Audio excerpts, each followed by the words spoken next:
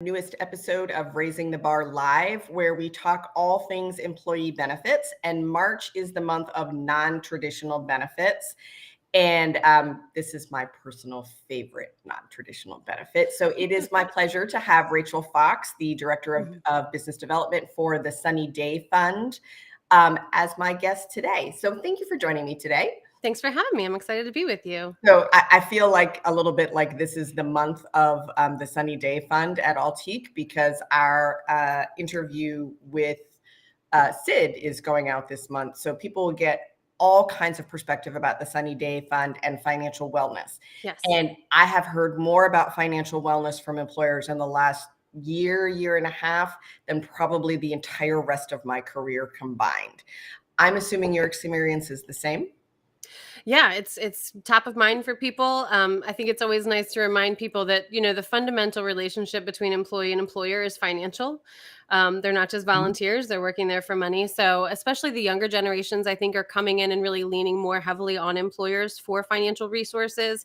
And so I think it's a new pressure on employers. Obviously, the pandemic showed us that a lot of people did not have things to fall back on.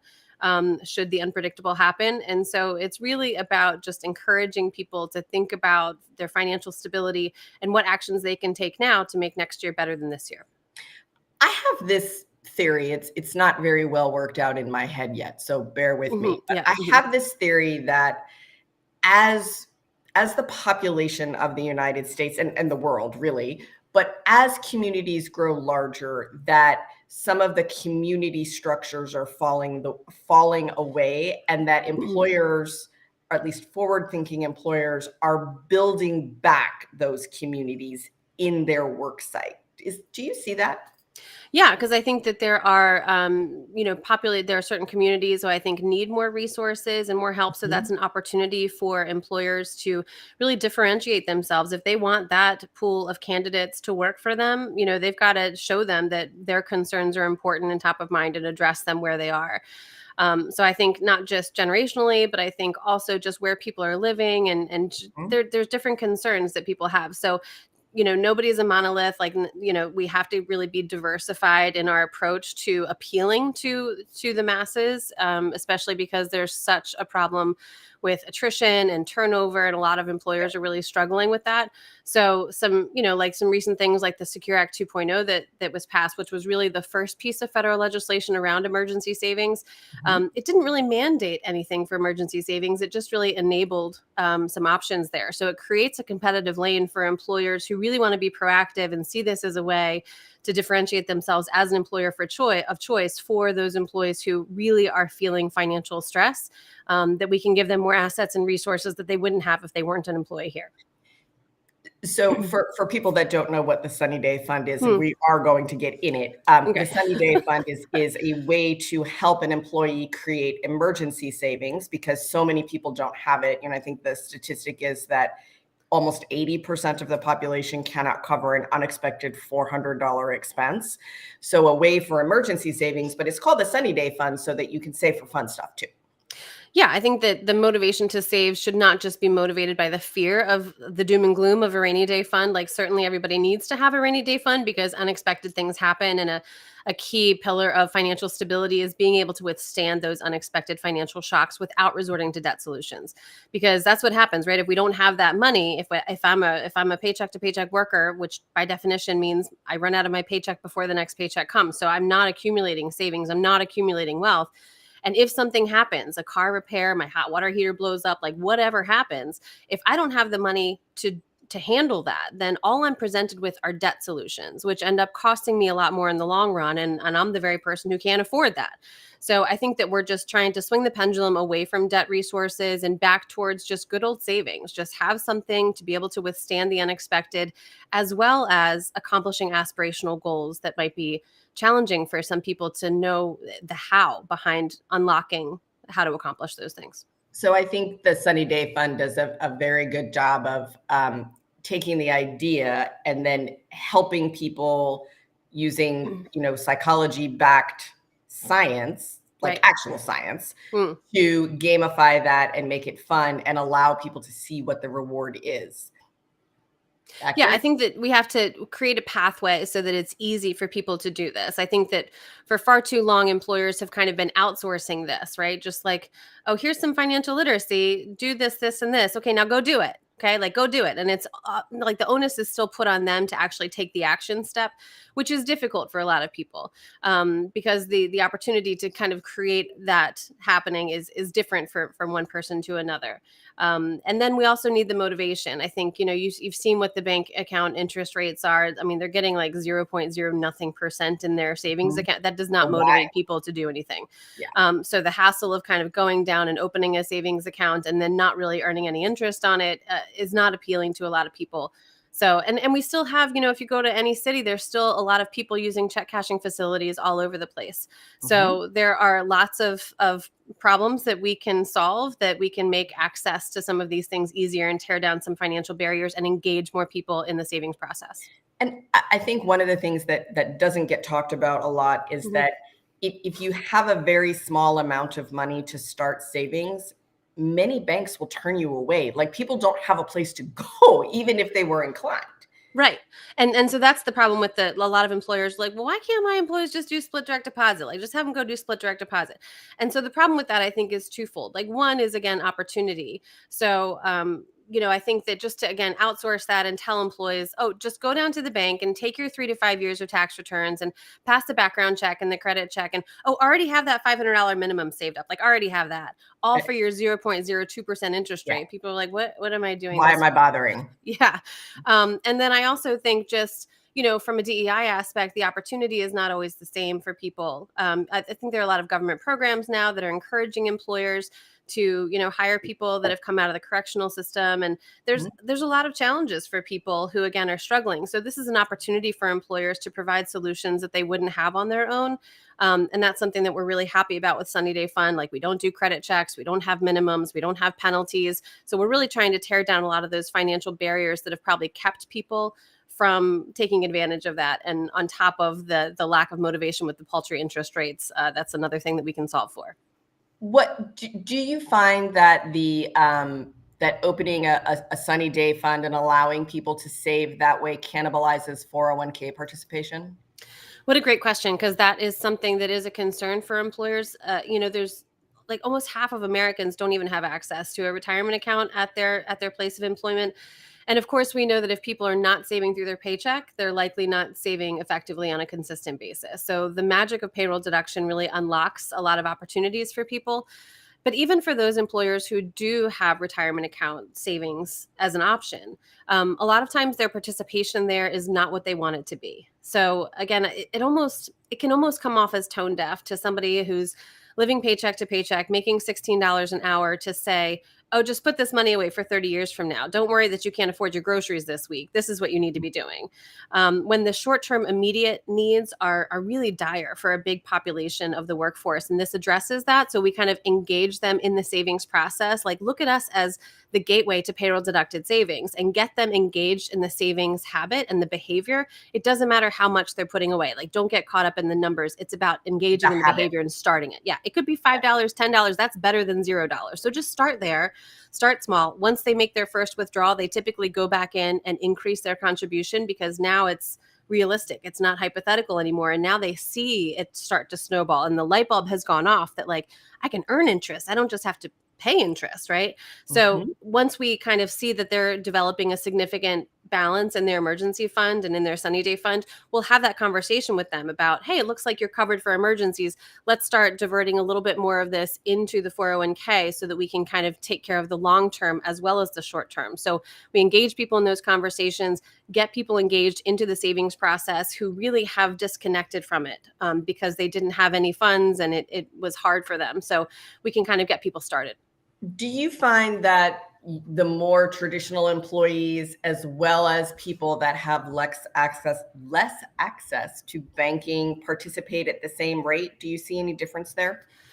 We definitely see greater participation, with some people who are maybe on the low to moderate side of the income level, because again, their needs are really dire, and the 401k is not something that they're always enthusiastic to jump into. The HSA is not always something that they feel like speaks to them. So you have Yep. the higher waged income earners. capitalizing on all these employer dollars from these programs, but we've got a big chunk of our workforce that needs money and that is not capitalizing on those employer paid dollars. Or for those people who are participating in like retirement savings, we see them dipping into it, right? We see them taking early All the loans and time. hardship withdrawals. Yep. And I talk with CFOs about that all the time. I'm like, I can look at your Form 5500. I can see what your participant loans currently are. So when we see that, that's a good indication that people don't have emergency savings. They're effectively treating the retirement account as if it's a really expensive emergency savings account because it's the only pool of money there. So Yes. let's create another pool of money that's actually designed for emergencies and hardships, which will protect that retirement account for retirement. I think that's really important. And I think I've talked to a number of HR directors and CFOs, and they have to sign off on the loans, right? Yeah. And so they know, they just haven't had a resource really to help people who need to start very small. I think I remember, and I'm a little bit older than you. I don't know if you remember this, but I had a Christmas club when I was a little girl at the local bank. My mother had a Christmas club at her job. Yes. That seems to have, I had one client when I moved to San Antonio that still had a Christmas club, and about 3 or 4 years, so a long time ago, they disbanded that.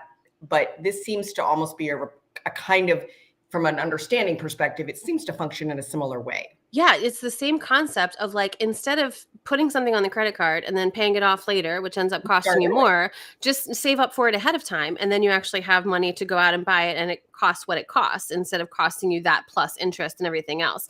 With the 401k loans that we see, we don't typically see people withdrawing huge sums of money. It's really, most frequently it's $2,000 or less. And we know that just having $1,000 saved up in emergency savings cuts in half the likelihood of that worker dipping into their retirement account. So these are really just daily shocks that they're trying to withstand, and they don't have another way to do that. So let's encourage savings so that they don't have to, the taxes and the fees and the penalties plus stealing from your future and all the things. It's like, you got to have a plan B there. Yes. Miss Sophie agrees, by the way. Yes. And here she comes to tell us how much she agrees. Yeah. Rachel and I are both home this morning, so there could be dogs and who knows what else happening. Yeah. Chaos. I want to talk a little bit about something that might be a little bit more amorphous, which is how financial stress affects an employee in the workplace, how it affects turnover, and how it affects productivity. Yeah. So, we know that the productivity can be decreased a lot. There's been lots of studies about just financially stressed employees are not as productive. They get those emails in, they get those bills in, and it's constantly like, how am I going to pay for this? How can I shuffle money around? Which credit card has room on it? Who can I borrow money from? And they're doing these things at work. And we know, of course, that leads to safety concerns in more blue collar industries as well, where safety is a really big priority. So we know that the productivity is obviously a big part of it. Turnover is another part of it. For us, when we see that employees have $1,000 or $1,500 saved up with one employer, they're much less of a flight risk to job hop for 50 cents an hour across the street, because that panic is not so great, right? And we want to keep people on their career path. So ultimately, we want to provide them things that keep, especially with technical fields and healthcare and things, we really want to start people off on these career paths and watch them progress and stay with us the whole time. Yep. And we know there's been a lot more conversations, which has been exciting, around this link between financial health and financial stress and mental health. So we know that those kind of feed in. If you talk to employees about what keeps you up at night, like what's really concerning you, what is something that that's the last thing you think about before you go to bed and the first thing you wake up, so much of that has to do with money, and just the uncertainty and not having financial confidence. And I'm going to toss in there that financial stress leads to mental health stress. Absolutely. Which manifests itself in the body and will end up in the emergency room and cost you $40,000. Yeah, and it'll end up affecting your major medical claims. Yes. Yeah. So I think it's a whole person kind of feeling, and I'm not one for wellness. For anybody that knows me knows that I'm just, wellness does not work. If you're looking for an employee engagement tool or something like that, wellness can be fantastic. Yeah. From a claims perspective, wellness doesn't work. Well-being, the health and well-being of the entire person is something different. And I think that financial stress is a huge impact. And I don't have a client, not one, and I don't know anybody that has a client That is not saying we have a mental health issue in our workplace. People are stressed out of their minds. And then weird stuff happens. Yeah. And again, we saw that during COVID, people didn't have money to fall back on. So the government starts handing money out to people. And, we know pensions don't exist and, Social Security is not going to be there in a couple more generations. So it's really, how do we get people to start saving? The best way to do that en masse is through employers. We've seen that through retirement savings. It's been very successful there. So we're really just trying to kind of extend that same concept that they're already familiar with through retirement savings of payroll deducted and employer rewarded savings. It's that magic of the payroll slot. And you have this employer who's going to help you and encourage you and motivate you on this journey by putting their money where their mouth is because they want to keep you. Will you talk a little bit more about how the process works? So I'm an employer and I'm going to set this up. What is my obligation? Not just financial, because I think there's some administrative fees, and then they can contribute if they wish. They don't have to, but they can.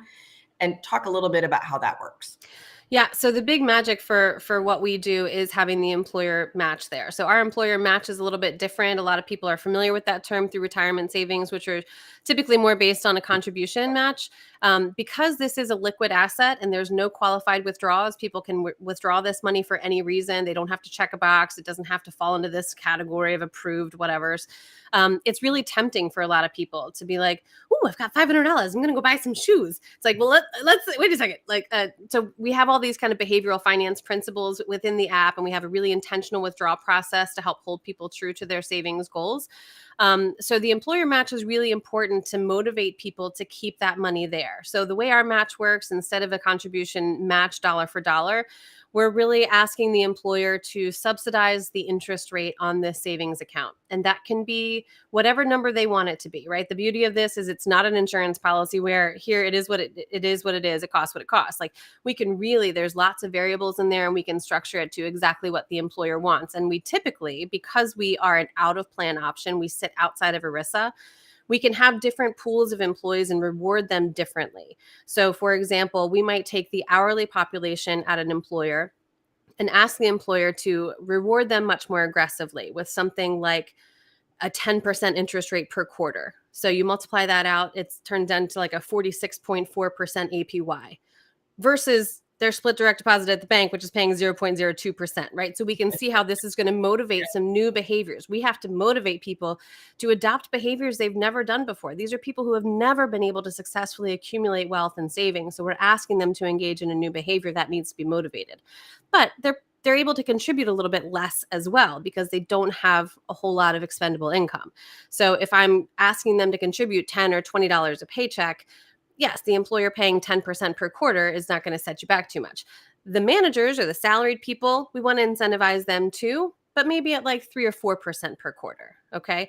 Everybody's going to accrue that interest at their given rate based on what category they're in, up to a ceiling of whatever the employer sets. So the employer can limit their investment in this by saying, I'm going to reward my hourly workers at 10% interest rate per quarter up to $200 annually or $400 annually or $800 annually, whatever they choose to invest in here.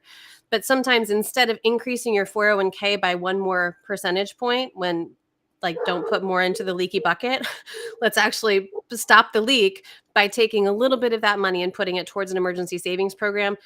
They're thinking costs like health insurance costs and 401k costs. These are very smaller costs compared to that because it's a short-term asset, but it's really, really speaks to the employees. And I think that a 10% interest rate, you kind of look at that and you think it's crazy, but for a very small amount of money, it's enough to, it motivates people. And it's all of a sudden like, wow, the more money I keep in my account, the more my employer is going to reward me, right? Because if somebody's pulling money out just as quick as they're putting it in and treating it more as a spending account than a savings account, I mean, a 40% interest rate on $0 is still $0. So the only way that the employer is going to kick in that match is if the employees are actually successfully adopting this and accumulating this wealth, which again bolsters their financial security. So they're not coming back to the employer saying, can I pull out of my 401k?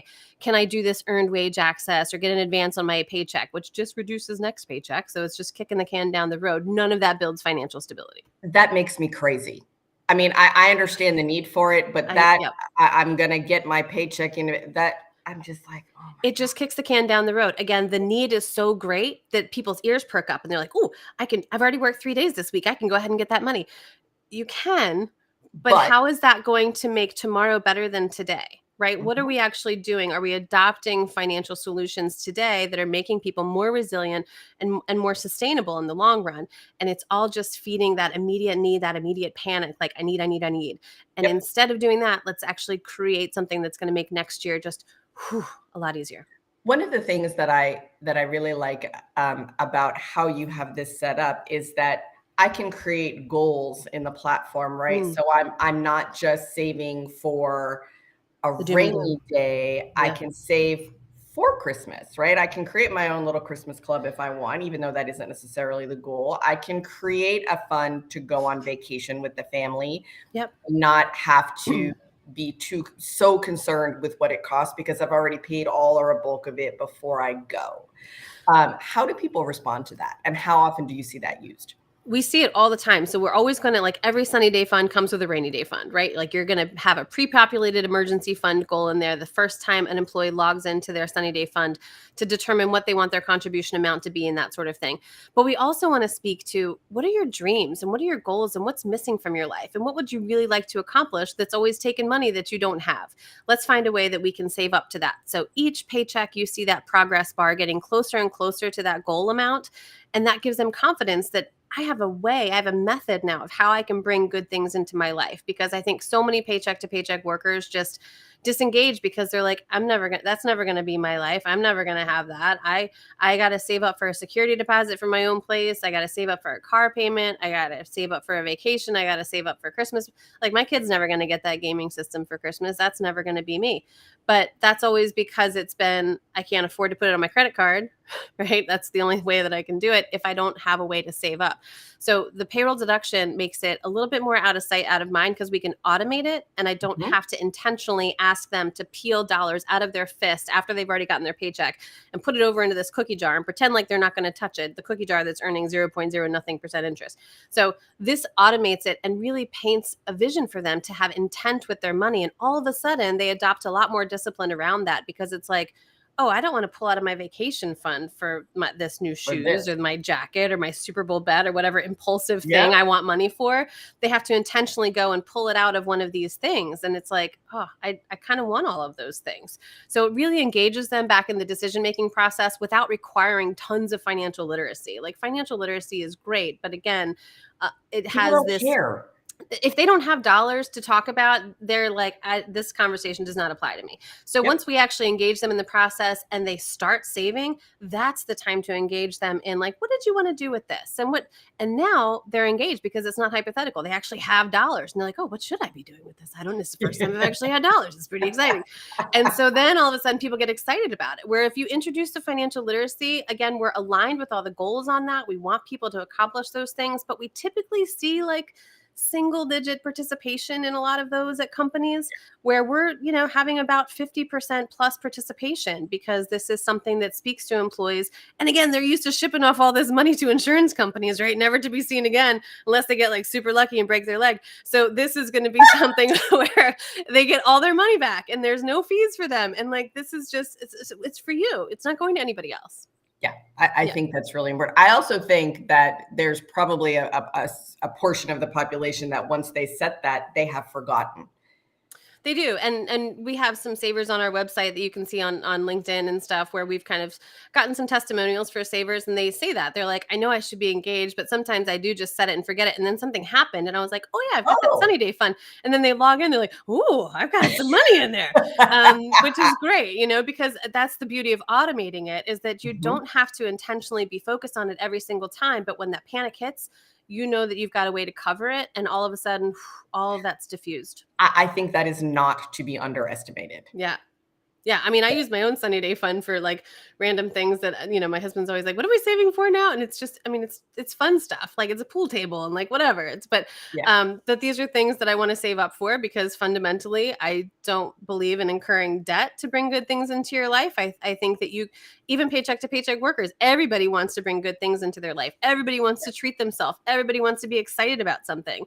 But instead of this buy now, pay later society that we've kind of controlled people with, we can really empower people through savings, because we know it's expensive to be poor. It's just a lot of debt solutions thrown at them, and a lot of people that kind of cannibalize on that. So we really just want to make sure that we can be the voice of savings and encourage people to you can accomplish whatever you want. It just takes a little bit of planning, and with the paycheck deduction and the motivation of this match, magical things happen. I agree wholeheartedly with that. What is the lift for an employer? So the more employees they have, the more the investment would go down per employee, obviously. So something that we are doing that's a little bit different from some other people that might do this is we're starting a brand new savings account for each and every individual employee. So this is not a custodial account. This is demand deposit banking, which after last week should remind people, like, demand deposit banking is always going to have a higher priority. And so it really rest assures people that their money is going to be safe, and all of that drama for last week does not apply to them. From the employer side, we tell employers it's going to vary based on what you set your cap at and what your interest rates are going to be. So there's tons of variables in there where we can really work with them. It's not a cookie cutter kind of situation. But as a general rule of thumb, it should not exceed $300 per participating employee in the first year. So again, it depends on how much people are putting in and what that interest rate is. And remember too, we don't want to see this hockey stick line like you do with retirement savings. Like, we're going to see this jagged edge because we see people taking withdrawals and that sort of thing. So ultimately, the more money you have in the account, the more the employees are going to have. And so the greater the match is going to be.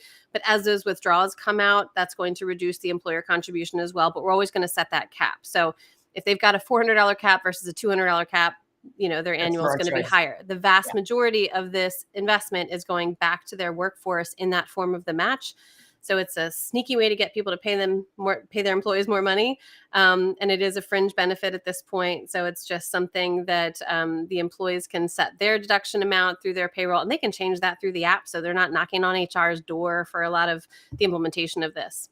So I would assume that this would be a communication lift for an employer, just an initial communication. Hello, we're going to do this. And then a little bit reminding, because I think that's important too. And then you take care of all of the day-to-day kind of stuff. Yeah. And in the beginning, the employee marketing is really important. And that's something else that will really work with them to understand, like, how do you communicate benefits right now with your workforce? Obviously, there's some where we do the old fashioned lunch and learn and everybody's on site and we come in, and that's always super fun. But there are a lot of companies now that are more remote. And so it's more of a text and email campaign, and everybody gets their individual personalized link, and you click, click, click, and it's no harder than setting up for a Spotify account or something, right? So we can work with them, and we come up with user stories so that we really put it into, like, here's Maria, and here's how Maria used her Sunny Day Fund. And we see if there's any other languages that we have to market materials to, because financial inclusion is a big part of our DNA. And again, including all of those communities who have been historically underserved by the banking industry.